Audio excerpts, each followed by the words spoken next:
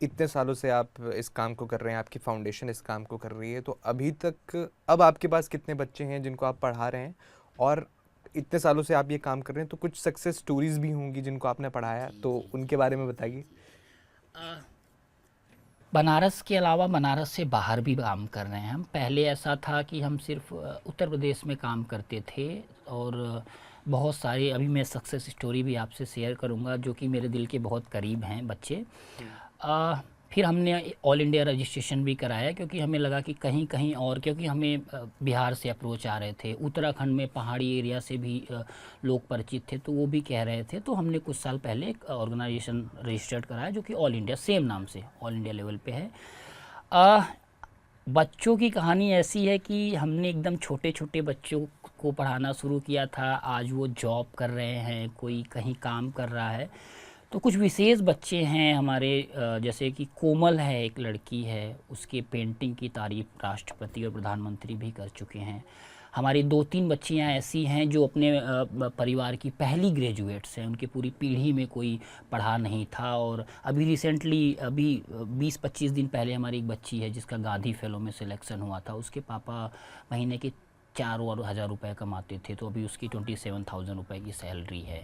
अब जैसे ही उसका गाड़ी फेलो कंप्लीट होगा उसको और अच्छे मिलेंगे। कुछ बच्चे कॉरपोरेट में भी काम करते हैं। हमारा एक स्टूडेंट है, मतलब था, पंकज, तो वो अभी वो कॉरपोरेट में है। तो ऐसे बहुत सारी कहानियाँ हैं, और कहानियाँ स्पेशली मेरे लिए नहीं है, उन बच्चों के लिए भी है, क्योंकि अभाव में वो जब न हम्म। उनके पास बहुत ऐसे रिसोर्स थे, न उनके पास अच्छे कॉलेज थे, अच्छा स्कूल भी नहीं था। मैं तो एकदम कहूँगा कि लाइट बिजली की भी समस्या थी उनके साथ, फिर भी वो लोगों ने इतनी मेहनत करके इतने आगे तक वो बढ़े। हम तो एक माध्यम थे, हमें तो उसने चुना था एक माध्यम बनाने के लिए कि जाओ, तुम्हारा यही काम है कि उनको रास्ता दिखाओ, ये बस आगे चले जाएं कैसे भी करके। तो ऐसे सैकड़ों बच्चे हैं अभी जो कहीं ना कहीं एंगेज हैं, तो हमें भी अच्छा लगता है, प्राउड फील होता है।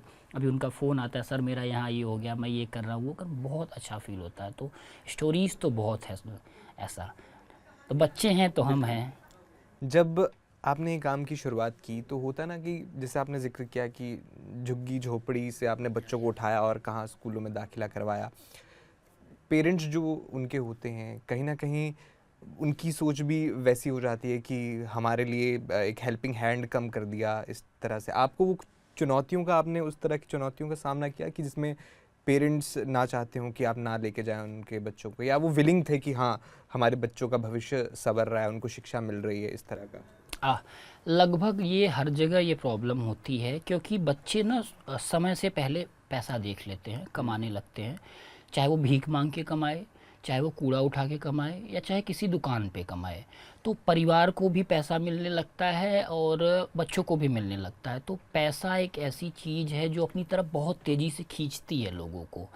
तो पेरेंट्स का भी बहुत विरोध सुनना पड़ता था कि क्या कर लेगा पढ़ के, ऐसे हुँ। तो 100 रुपये, 200 रुपये, 50 रुपये दिन का कमा लेगा, 20 रुपये भी कमा लेगा तो कमा लेगा।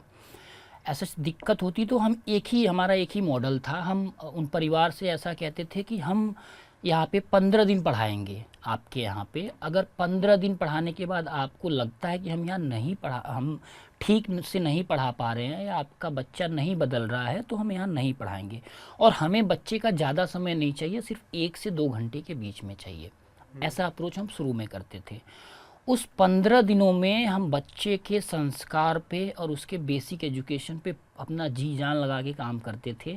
और उन 15 दिनों में वो बच्चा अपने पेरेंट्स का और अपना नाम लिख लेता था। ये हमारा बड़ा मतलब एक एक तरीका था। जब वही बच्चा अपने पापा को या अपनी माँ को उनका नाम लिख के दिखाता था, वहीं से चीज़ें एकदम बदल जाती थी। पहली बार वो बच्चा अपने पिताजी का नाम लिखता है, अपना नाम लिखता है। जब पापा मम्मी उसको देखते थे, अच्छा ये मेरा नाम है, क्योंकि उन्हें भी पढ़ना नहीं आता था, तो उन्हें लगता है नहीं मेरे बच्चे को पढ़ना चाहिए। वो भाव वहाँ से आता था। हुँ। बस वो भाव अगर आ गया तो फिर हम उस 10 साल 12 साल जितना भी टाइम लगे उस बच्चे को बदलने में, हमने एक एक बच्चे पे मतलब 10-10 साल तो दिए ही हैं। तो हमारा एकदम क्लियर होता था कि अभी हमने शुरू किया, जब तक हमें लगेगा कि ये या तो पढ़ाई में आगे जा रहा है या स्किल, स्किल के लिए भी हमें 18 साल तक का तो उसके इंतज़ार करना ही पड़ता था कहीं जॉब के लिए। तो वही रहता था। पेरेंट्स का तो बहुत विरोध होता था, लेकिन आप मायने ये रखता है कि आप कैसे उनसे बात करते हैं, कैसे उनको कन्विंस करते हैं, क्योंकि बुरी चीज़ तो ये बिल्कुल नहीं है, लेकिन वो जो पैसे का खींचना है, की ज़रूरत भी है उनकी।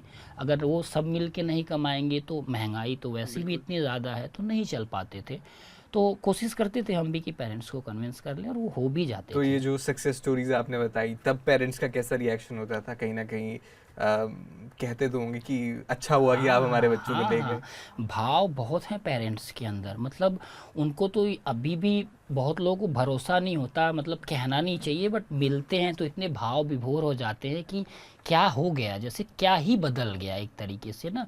मतलब उन्होंने ऐसा सोचा था कि हमारी बच्ची की जल्दी शादी हो जाएगी और ये इसी चीज़ में रहेगी। अभी वो देखते हैं तो बच्ची अधिकारी टाइप की दिखती है उनको, क्योंकि शिक्षा सिर्फ आपको ही नहीं बदलता, आपकी पर्सनैलिटी को भी बदल देता है, आपकी कम्युनिकेशन स्किल को भी बदल देता है, आपके एकदम रहने सहने के तरीक़ों को भी बदल देता है। तो कहीं ना कहीं प्राउड तो करते हैं। अभी रिसेंटली हमारी बच्ची जो गांधी फेलो में ज्वाइन की थी, तो उसके पापा जब उसको झुंझुनू छोड़ने गए थे, तो वापस आने के बाद वो बहुत रो रहे थे, क्योंकि उनके लिए वो दुनिया बिल्कुल अलग थी।